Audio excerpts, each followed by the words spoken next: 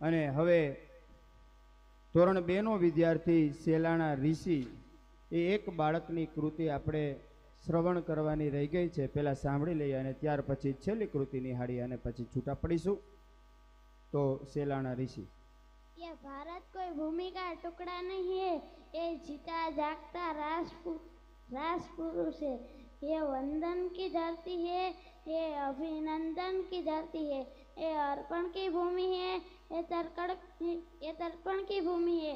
इसकी नदी नदी हमारे लिए गंगा है, इसका कंकर कंकर हमारे लिए शंकर है।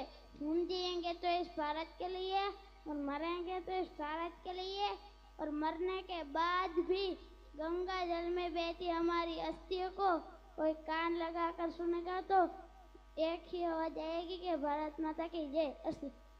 ભારત માતા કી। વાહ વાહ, હીરો હતો પણ છેલ્લે રહી ગયો।